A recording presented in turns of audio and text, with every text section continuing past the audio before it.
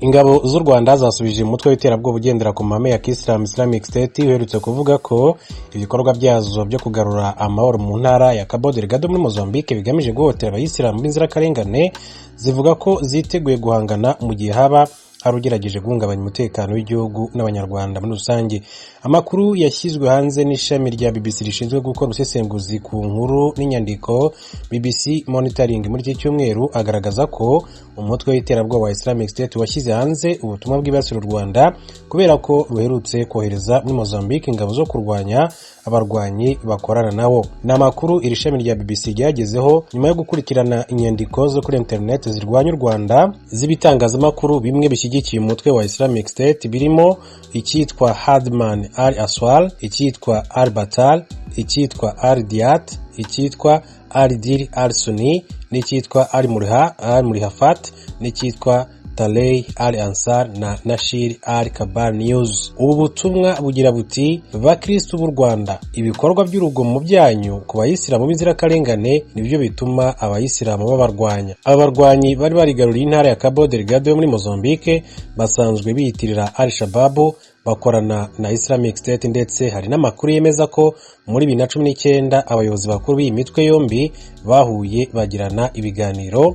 Umuvugizi w'ingabo z'u Rwanda Colonel Ronald Rwivanga yabwiye itangazamakuru ko kuba abasirikare n'abapolisi b'u Rwanda bari gufatanya n'ingabo za Mozambique mu rugamba rwo kubohora Cabo Delgado bidashobora gushimisha Islamic State. Yagize ati: ibyabo urabizi ntabwo bagukunda, ati birumvikana bazakomeza kukurwanya aho uri hose. Nabariya no kuvuga abarwanyi muri Mozambique ntabwo ari ukuvuga ko batashatse kurwana ngo birwaneho, ati byarabananiye, ati turitegura rero mu buryo bushoboka bwose. Yavuze ko ingabo z'u Rwanda ziteguye mu gihe byagaragara ko Islamic State yashaka kwihorera cyangwa se kugira nabi abanyarwanda. Yagize ati: mu kiganiro twagiranye n'abanyamakuru twavuze ko twiteguye guhangana n'icyo kibazo igihe cyose waba turi kurinda umutekano w'igihugu ndetse n'abaturage b'igihugu cy'u Rwanda. Nta mpungenge dufite, twiteguye kuzahora twirinda tukarinda n'umutekano w'abanyarwanda n'abaturage bose muri rusange. Yakomeje avuga ko kuba Islamic State yatangaza ibintu nk'ibi bari babyiteze kandi ko bigaragaza ko koko iyi mitwe yombi ifite imikoranire.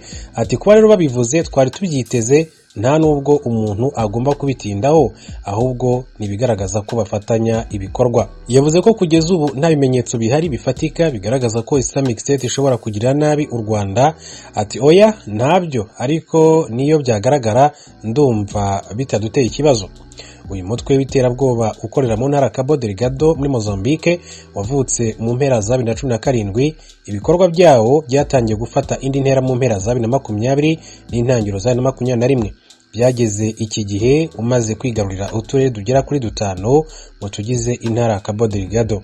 Ibikorwa byawo byahitanye ababarirwa mu 3100 mu gihe abandi basaga 820 bavuye mu byabo. Ku itariki ya 10 Werurwe 2021 Leta Zunze Ubumwe za Amerika zasohoye itangazo zivuga ko uyu mutwe w'abarwanyi bo muri Mozambique washyizwe ku rutonde rw'imitwe y'iterabwoba ku isi. Kuva ingabo z'u Rwanda zagera muri Mozambique, abarwanyi bamaze kwamburwa ibice binini cyane bari barigaruriye, birimo Muchimboa de Praia, Awase, Palma ndetse n'ibindi. Uretse gukura abarwanyi mu birindiro, ingabo z'u Rwanda n'iza Mozambique zivuganye abenshi muri bo ndetse banamburwa intwaro bakoreshaga muri bikorwa by'ubugizi bwa nabi muri iki gihugu cya Mozambique. Ngibi rero ibimaze kugarukaho na leta y'u Rwanda biciye ku muvugizi w'ingabo z'u Rwanda Colonel Ronald Rwivanga. Ati twiteguye kurinda igihugu cy'u Rwanda, twiteguye kurinda ubusugire bw'u Rwanda, twiteguye kurinda umutekano w'abanyarwanda. Ati nta bimenyetso na bimwe bifatika bigaragara yuko bashobora gutera igihugu cy'u Rwanda, atariko niba babigerageza turi tayari, turiteguye kuza guhangana n'aba barwanyi ba Islamic State cyangwa se b'imitwe y'iterabwoba irimo na Islamic State ikomeje kuyogoza ibintu hirya no hino ku isi, ariko by'umwihariko bikaba bibaye ikibazo gikomeye cyane aho ingabo z'u Rwanda zigiriye muri Mozambique kujya kubarwanya kugira ngo bareke gukomeza guhungabanya umutekano w'abaturage ba Mozambique bavanywe mu byabo ngo twabivuze abagera ku 3100 barishwe. Ugomba ko ari ikintu gikomeye cyane rero u Rwanda ruti turiteguye. Tukiri muri Mozambique kandi reka mbabwire yuko umugaba mukuru w'ingabo za Mozambique General Major Cristóvão Chume yatangaje ko ingabo z'igihugu cye zifatanyije n'iza RDF n'igisirikare cy'u Rwanda ziteguye gukora ibishoboka byose zigafata Bonomar, Machu Machure Omar ni umunyamozambike ukuriye umutwe wa Islamic State umaze igihe warayogoje intara ya Cabo Delgado nk'uko uyu mukuru w'ingabo za Mozambique yakomeje kugira bitangaza. Uyu mugabo usanzwe unazwi ku mazina ya Abu Mohamed na Ibn Omar niwe ukuriye ishami rya gisirikare n'iry'ububanyi n'amahanga ya Islamic State yo muri Mozambique. General Cristóvão aganira na radio ya Mozambique yavuze ko ingabo za kiriya gihugu zifatanyije n'iz'u Rwanda zamaze gufata ibyegera byakoraniraga bya hafi na Banomar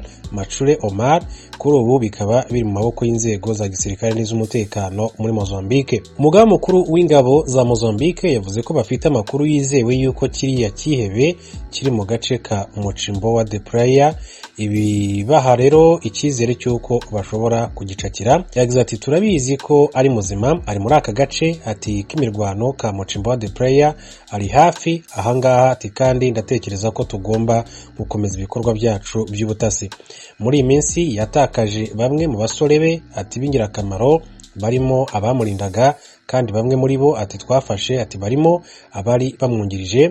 Abo bantu rero ati bari kudufasha kandi dufite icyizere cy'uko nadapfira imirwano tuzamufata mpiri we n'abandi bayobozi b'uyu mutwe. General Cristóvão yabwiye kiriya gitangazamakuru cya leta ya Mozambique ko abarwanyi ba Islamic State bafashwe n'ingabo z'u Rwanda batazi niba ari abanyamahanga cyangwa ari abanyamozambique, gusa iperereza ngo rikaba ari ryo rizatuma bamenya abari bo. RDF ikomeje kwigarura ibice bitandukanye muri Mozambique byahoze mu maboko y'uriya mutwe bufatanye n'ingabo za Mozambique. Ibikorwa remezo birimo umujyi wo ku cyambu cya Muchimbo de Praia wari umaze imyaka 5 mu biganza by'uriya mutwe birimo mu byo RDF yabohoje mu ntangiriro z'iki cyumweru. General Cristóvão aretse gutangaza ko nyuma yo kwigarurira Muchimbo de Praia ubu ingabo z'u Rwanda n'iza Mozambique zigiye gukurikirana ibyihebe mu duce twa Mbau, Siriya mbere tugizwe n'amashyamba y'inzitane. Ati no duce twombi dufatwa nk'icyicaro gikuru cya ziriya nyishyamba zivuga ko zigendera ku mahame y'idini ya Islam.